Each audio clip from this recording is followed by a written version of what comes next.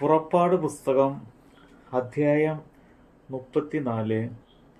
യഹോവ പിന്നെയും മോശയോട് കൽപ്പിച്ചത് എന്തെന്നാൽ, മുമ്പിലത്തെ പോലെ 2 കൽപ്പക ചെത്തിക്കൊള്ളുക.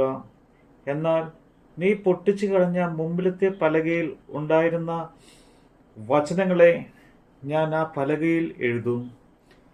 നീ രാവിലെ ഒരുങ്ങി രാവിലെ തന്നെ സീനായി പർവ്വതത്തിൽ കയറി പർവ്വതത്തിന്റെ മുകളിൽ എൻ്റെ സന്നിധിയിൽ വരണം. നിന്നോടുകൂടെ ആരും കയറരുത്. പർവ്വതത്തിൽ എങ്ങും ആരെയും കാണരുത്. പർവ്വതത്തിൽ അരികെ ആടുകളോ കന്നുകാലികളോ മേയുകയും അരുത്. അങ്ങനെ മോശ മുമ്പിലത്തെ പോലെ 2 കൽപ്പക ചെത്തി അതികാലത്ത് എഴുന്നേറ്റ് യഹോവ തന്നോട് കൽപ്പിച്ചതുപോലെ സീനായി പർവ്വതത്തിൽ കയറി കൽപ്പലക 2 കയ്യിൽ എടുത്തുകൊണ്ടുപോയി. അപ്പോൾ യഹോവ മേഘത്തിൽ ഇറങ്ങി അവിടെ അവന്റെ അടുക്കൽ നിന്ന് യഹോവയുടെ നാമത്തെ ഘോഷിച്ചു. യഹോവ അവന്റെ മുമ്പാകെ കടന്ന് ഘോഷിച്ചത് എന്തെന്നാൽ, യഹോവ യഹോവയായ ദൈവം കരുണയും കൃപയുമുള്ളവൻ, ദീർഘക്ഷമയും മഹാദയയും വിശ്വസ്തയുമുള്ളവൻ, 1000 ദയ പാലിക്കുന്നവൻ, അകൃത്യവും അതിക്രമവും പാപവും ക്ഷമിക്കുന്നവൻ, കുറ്റമുള്ളവനെ വെറുതെ വിടാതെ പിതാക്കന്മാരുടെ അകൃത്യം മക്കളുടെ മേലും മക്കളുടെ മക്കളുടെ മേലും 3-ാമത്തെയും 4-ാമത്തെയും തലമുറയോളം സന്ദർശിക്കുന്നവൻ. എന്നാറെ മോശ ബന്ധപ്പെട്ട് സാഷ്ടാംഗം വീണ് നമസ്കരിച്ചു. കർത്താവെ, നിനക്ക് എന്നോട് കൃപയുണ്ടെങ്കിൽ കർത്താവെ, ഞങ്ങളുടെ മധ്യേ നടക്കണമേ. ഇത് ദുഷ്സാഠ്യമുള്ള ജനം തന്നെ. എങ്കിലും ഞങ്ങളുടെ അകൃത്യവും പാപവും ക്ഷമിച്ച് ഞങ്ങളെ നിന്റെ അവകാശമാക്കണമേ എന്ന് പറഞ്ഞു.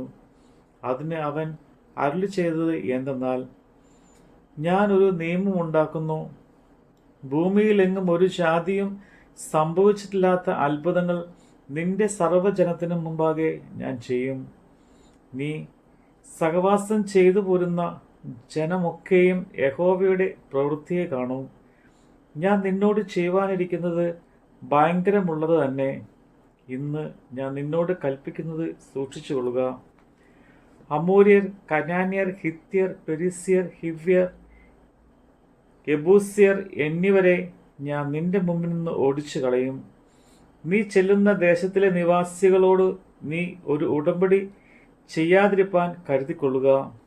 അല്ലാഞ്ഞാൽ അത് നിന്റെ മധ്യേ ഒരു കെണിയായിരിക്കും. നിങ്ങൾ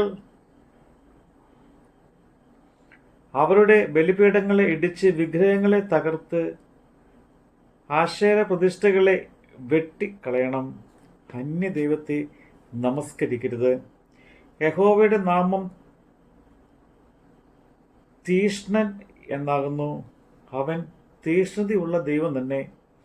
ആ ദേശത്തിലെ നിവാസികളോട് ഉടമ്പടി ചെയ്യുകയും അവരുടെ ദേവന്മാരോട് അവർ പരസ്പരം ചെയ്ത് അവരുടെ ദേവന്മാർക്ക് ബലി കഴിക്കുമ്പോൾ നിന്നെ വിളിക്കുകയും നീ ചെന്ന് അവരുടെ ബലികൾ തിന്നുകയും അവരുടെ പുത്രിമാരിൽ നിന്ന് നിന്റെ പുത്രന്മാർക്ക് ഭാര്യമായി എടുക്കുകയും അവരുടെ പുത്രിമാർ തങ്ങളുടെ ദേവന്മാരോട് പരസംഗം ചെയ്യുമ്പോൾ നിന്റെ പുത്രന്മാരെ കൊണ്ട് അവരുടെ ദേവന്മാരോട് പരസംഗം ചെയ്യിക്കുകയും ചെയ്യുവാൻ ഇട വരരുത്. ദേവന്മാരെ വാർത്ത് ഉണ്ടാക്കരുത്. പുളിപ്പില്ലാത്ത അപ്പത്തിന്റെ ഉത്സവം ആചരിക്കണം. ഞാൻ നിന്നോട് കൽപ്പിച്ചതുപോലെ ആബീബ് മാസത്തിൽ നിശ്ചയിച്ച സമയത്ത് 7 ദിവസം പുളിപ്പില്ലാത്ത അപ്പം തിന്നണം. ആബീബ് മാസത്തിലല്ലോ നീ മിസ്രൈമിൽ നിന്ന് പുറപ്പെട്ടു പോന്നത്. ആദ്യം ജനിക്കുന്നതൊക്കെയും നിന്റെ ആടുകളുടെയും കന്നുകളുടെയും കൂട്ടത്തിൽ കടിഞ്ഞൂലായ ആണൊക്കെയും എനിക്ക് ഉള്ളതാകുന്നു. എന്നാൽ കഴുതയുടെ കടിഞ്ഞൂലിനെ ആട്ടിൻകുട്ടിയെ കൊണ്ട് വീണ്ടു കൊള്ളണം. വീണ്ടു കൊള്ളുന്നില്ലെങ്കിൽ അതിൻ്റെ കഴുത്ത് ഒടിച്ചു കളയണം. നിന്റെ പുത്രന്മാരിൽ ആദിജാതന്മാരൊക്കെയും വീണ്ടു കൊള്ളണം. വെറും കൈയോടെ നിങ്ങൾ എൻ്റെ മുമ്പാകെ വരരുത്. 6 ദിവസം വേല ചെയ്യണം. 7-ാം ദിവസം സ്വസ്ഥമായിരിക്കണം. വിതകാലമോ കൊയ്ത്തുകാലമോ ആയാലും സ്വസ്ഥമായിരിക്കണം. കോതമ്പ് കൊയ്ത്തിലെ ആദ്യ ഫലോത്സവമായ വാരോത്സവവും ആണ്ടറുതിയിൽ കായ്ക്കനി പെരുന്നാളും നീ ആചരിക്കണം. സംവത്സരത്തിൽ 3 പ്രാവശ്യം പുരുഷന്മാരൊക്കെയും ഇസ്രയേലിൻ്റെ ദൈവമായി യഹോവയായ കർത്താവിൻ്റെ മുമ്പാകെ വരണം. ഞാൻ ജാതികളെ നിന്റെ മുമ്പിൽ നിന്ന് ഓടിച്ചു കളഞ്ഞു. നിന്റെ അതിർത്തികളെ വിശാലമാക്കും. നീ സംവത്സരത്തിൽ 3 പ്രാവശ്യം നിന്റെ ദൈവമായ യഹോവയുടെ മുമ്പാകെ ചെല്ലുവാൻ കയറി പോയിരിക്കുമ്പോൾ ഒരു മനുഷ്യനും നിന്റെ ദേശം മോഹിക്കുകയില്ല. എൻ്റെ യാഗരക്തം പുളിപ്പുള്ള അപ്പത്തോടു കൂടെ അർപ്പിക്കരുത്. പെസഹ പെരുന്നാളിലെ യാഗം പ്രഭാതകാലം വരെ വെച്ചേക്കരുത്. നിന്റെ നിലത്തിലെ ആദ്യ വിളവിൻ്റെ ആദ്യ ഫലം നിന്റെ ദൈവമായ യഹോവയുടെ ആലയത്തിൽ കൊണ്ടുവരണം. കോലാട്ടിൻകുട്ടിയെ അതിൻ്റെ തള്ളയുടെ പാലിൽ പാകം ചെയ്യരുത്. യഹോവ പിന്നെയും മോശയോട്, ഈ വചനങ്ങളെ എഴുതിക്കൊള്ളുക. ഈ വചനങ്ങൾ ആധാരമാക്കി ഞാൻ നിന്നോടും ഇസ്രയേലിനോടും നിയമം ചെയ്തിരിക്കുന്നു എന്ന് അരുളി ചെയ്തു. അവൻ അവിടെ ഭക്ഷണം കഴിക്കാതെയും വെള്ളം കുടിക്കാതെയും 40 പകലും 40 രാവും യഹോവയുടെ കൂടെ ആയിരുന്നു. അവൻ 10 കൽപ്പനയായ നിയമത്തിൻ്റെ വചനങ്ങളെ പലകയിൽ എഴുതി കൊടുത്തു.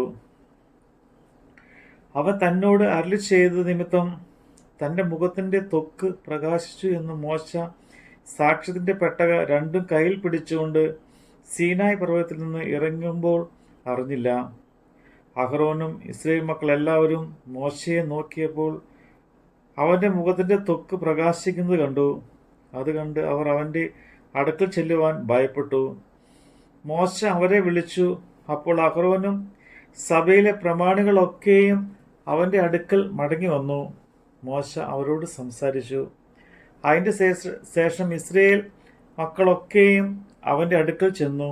സീനായ് പർവ്വതത്തിൽ വെച്ച് യഹോവ തന്നോട് അരുളി ചെയ്തതൊക്കെയും അവൻ അവരോട് ആജ്ഞാപിച്ചു.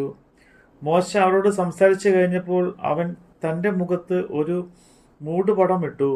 മോശ യഹോവയോട് സംസാരിക്കേണ്ടതിന് അവൻ്റെ സന്നിധാനത്തിൽ കടക്കുമ്പോൾ പുറത്തു വരുവോളം മൂടുപടം നീക്കിയിരിക്കും. തന്നോട് കൽപ്പിച്ചത് അവൻ പുറത്തു വന്ന് ഇസ്രായേൽ മക്കളോട് പറയും. ഇസ്രായേൽ മക്കൾ മോശയുടെ മുഖത്തിൻ്റെ ത്വക്ക് പ്രകാശിക്കുന്നതായി കണ്ടതുകൊണ്ട് മോശ അവനോട് സംസാരിക്കേണ്ടതിന് അകത്ത് കടക്കോളം മൂടുപടം പിന്നെയും തൻ്റെ മുഖത്ത് ഇട്ടുകൊള്ളും.